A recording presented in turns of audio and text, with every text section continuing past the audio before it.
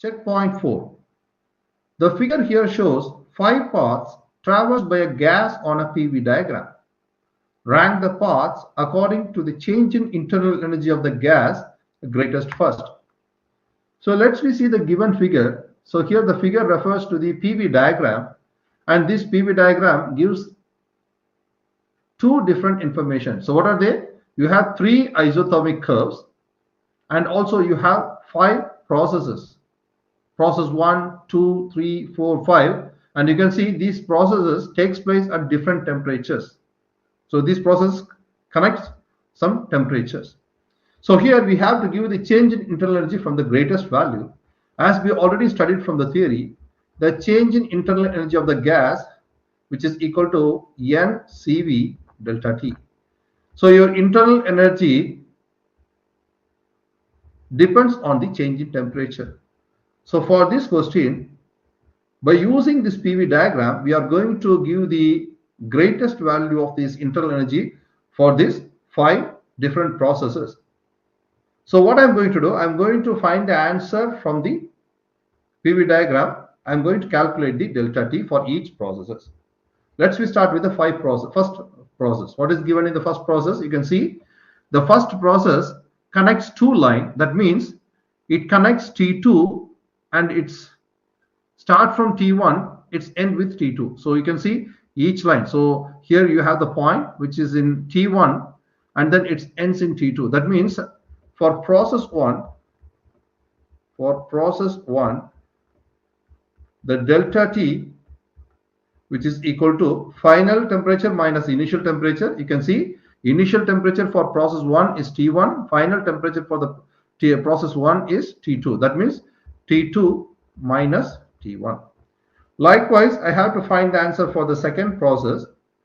Initial temperature is T1, final temperature is T2. Therefore, delta T, which is equal to again T2 minus T1.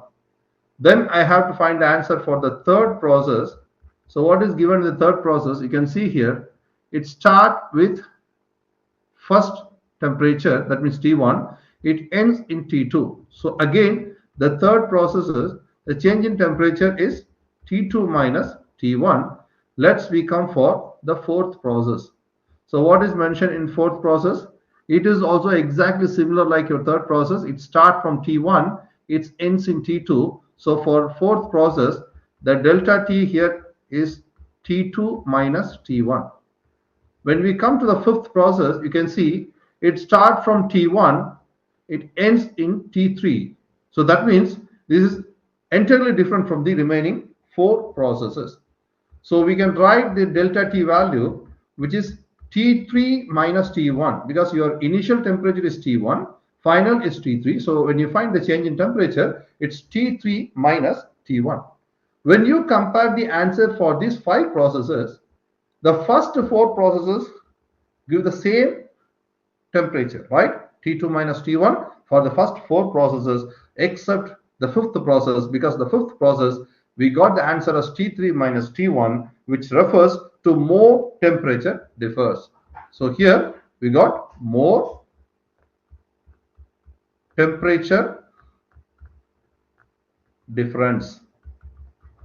We got more temperature difference in fifth process. That means this will have more internal energy change. Clear? So based on this answer, we can categorize from the greatest value.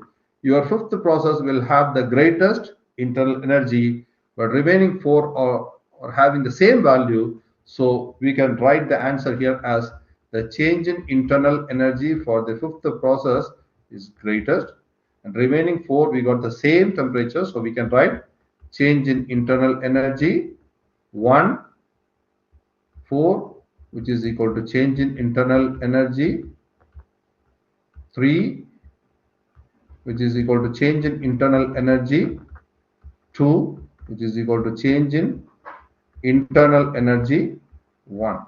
So this is the answer for this question. So here the greatest, the highest value of the internal energy is for the fifth process, because the temperature difference is very high here. So that's the reason your internal energy for that process 5 will have the greatest value. So this is the answer for this question. That's it. Thank you.